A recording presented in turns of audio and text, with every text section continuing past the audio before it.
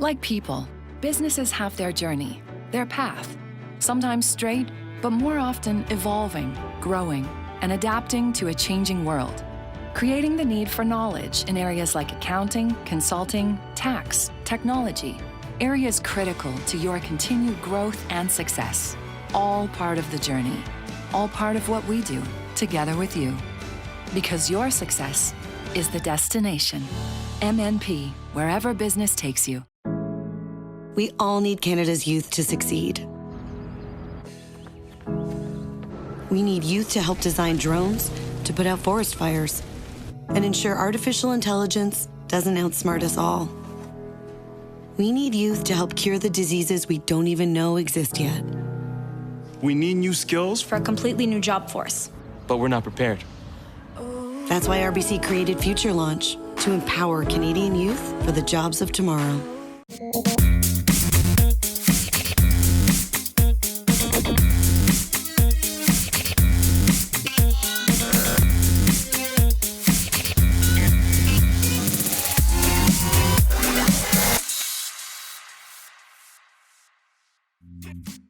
Welcome to Python's Pit. With the rise in seniors population here in Canada comes a demand for clinical and household services for that population growth. Today we have Jadon Farell with the Butler Bot, who has a solution for you. Welcome to the Pit. Hello, Pythons. I'm sure many, if not all of you, have elderly loved ones, correct? Now, you might have noticed that as that elderly person continues to get older, they require much more assistance. And eventually, depending on the situation, of course, they might have to move out of their house and enter a retirement home. And the majority of elderly people do not want to move out of the house. I know my grandparents didn't. But let's say they moved out. They're going to have to pay ridiculous amounts of money to stay in that retirement home, around $1,500 to upwards of $4,500 a month. To me, that's ridiculous. Nobody should have to pay that much just to get basic care. Or even if they don't move out of the house and hire people to come in, they're still going to have to pay lots of money per visit. Also, statistics show that by the year 2036, a quarter of the Canadian population will consist of senior citizens 65 years and older. So after hearing that information, I would assume you would want a better and cheaper alternative for your elderly loved one and for the elderly people of Canada. Well, my name is Jadon Farell, and let me introduce to you the Butler Bot. The Butler Bot is a multifunctional robot. This means it can do many things, such as mop, vacuum, etc. Some key features of this robot is the fact that it has voice activation capabilities to make it much easier to use. Also, a very important feature that it has the ability to monitor the vitals of the homeowner to make sure that they're healthy. And if the health drops below a certain safety threshold, 911 will be called and loved ones will be notified. Now, I bet you're wondering, what makes me so different from the Roomba? Well, let me show you. This here is a concept art model for the Butler Bot. I have a lot of differences from my competitors. One being the look.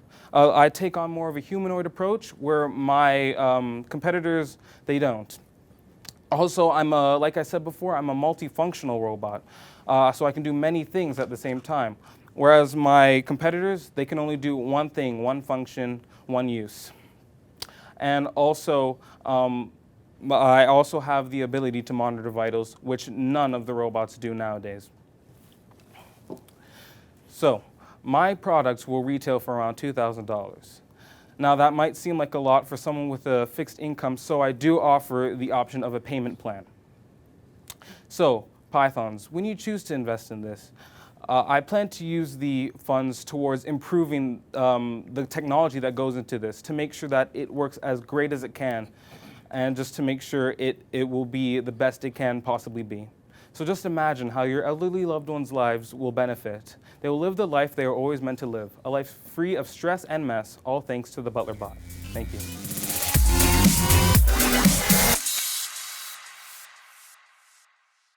So we're joined here with the passionate volunteer executive director of Python's Pit, Fareen Samji. Thanks for being here. We had a great day today. So tell us a little bit about why you started Python's Pit. As an entrepreneur, I wish I had mentorship, guidance, and an opportunity like Python Spit when I was in high school. Sure. And I think we all need a little bit of inspiration in our lives. And if we can catch these high school kids when they're passionate and when they're just starting out on their journey, I think we can leave a lasting legacy for them. So for me, Python Spit is the perfect vehicle for them to learn not just entrepreneurial skills, but they get to be on TV. They have cameras in their face and makeup and lights and all these other skills that they don't necessarily learn in school. Absolutely. Python Spit is an extremely amazing opportunity that you did start on a grassroots level, and it's grown into a great beast itself. So thank you very much for starting it and giving so many students an opportunity to take part. You know, it was one of those things where when the idea came about and was conceived, it had to be done. And with the help of the Rotary clubs in Halton Region, with the help of our sponsors and all the volunteers involved, we've been able to create a really cool project that is run by volunteers and professionals and professional volunteers. And so I think the students in Halton Region are super lucky to be able to have an opportunity to be able to pitch in front of the Pythons, who are themselves really accomplished entrepreneurs. And it shows that we can't do this program alone, right? It's all about the community collaboration, right? Absolutely. And that's when we started. We went to all the communities in Halton and we said, hey, this is what we want to do. Will you help us? And all the Rotary clubs and everyone coming together to help us. And it's just been a really, really neat journey. And I can't wait. I feel like we're on the brink of an explosion. I really do. We're on the brink of an explosion, and I can't wait. I can't wait to see what the future years hold. Fantastic. Well, thanks for chatting, Free. Thank you, David.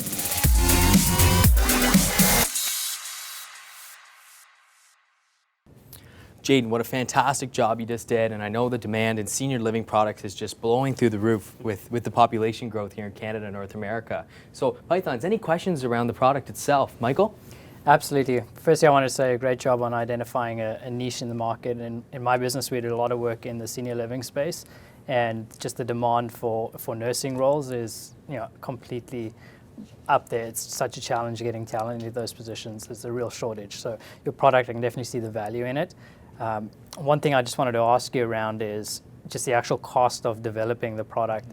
There seems like there's a lot of technology built into that. What sort of research have you done into that? Have you sort of narrowed down to what that individual cost would look like, or that research cost to build this out?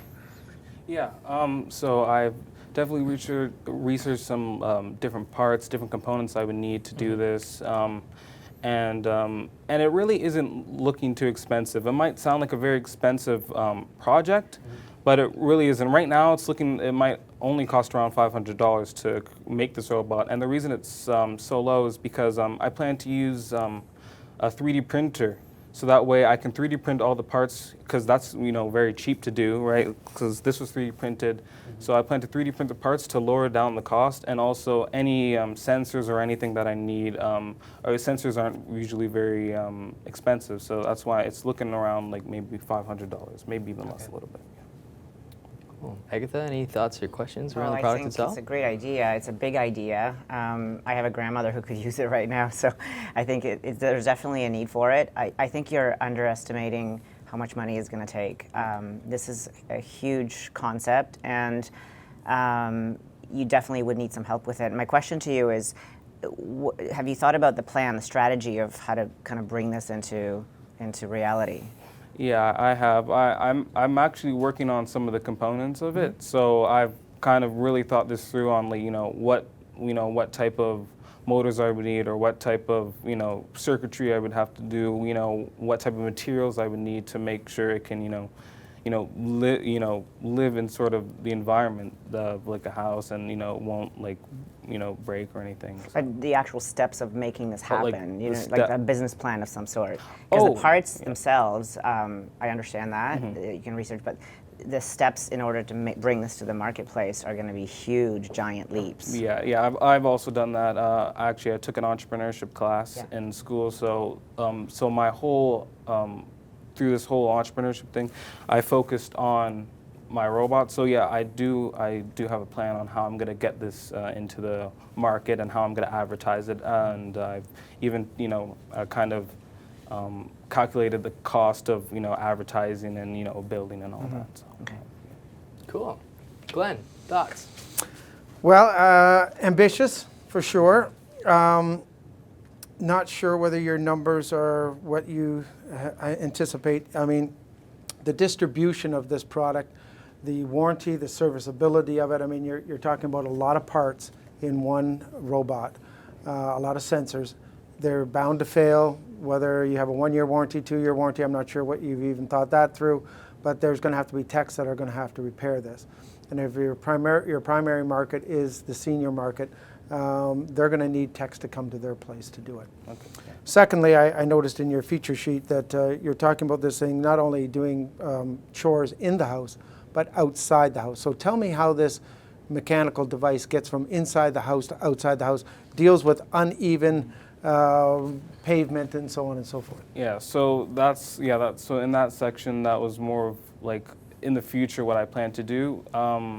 So as of now, I'm not 100% sure because like the first generation one, the first one I would make would be strictly indoors. But as I improve, my technology and really learn how to engineer this, it would be able to go outdoors and indoors. I guess the only way that it would be able to do that now is through the use of special wheels with lots of traction, and it would be able to go through those uneven surfaces fairly easily.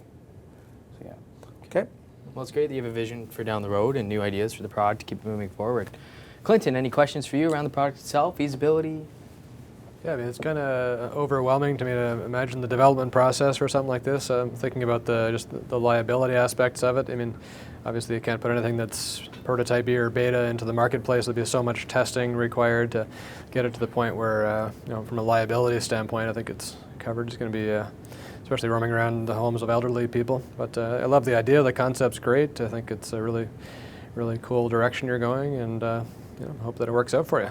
Thank you. Yeah. Pythons, any questions or any other thoughts around the product itself? I just wanted to ask, in general, after school, are you looking to get into engineering? Yeah, so I plan to apply to the University of Waterloo and continue doing get a mechatronics degree and just really improve my skills in this area because I really do want to make this. So Excellent. Amazing. Well, I know at the universities too, they have innovation hubs and entrepreneurship hubs where you can use what you're learning in different disciplines and merge it into and meet people that can help grow your idea and grow your business. So that sounds like you got a really promising future ahead of you. So it's exciting. I love the senior living space. It's super neat. There's a big demand, and clearly you've tapped into something where people will want the product itself.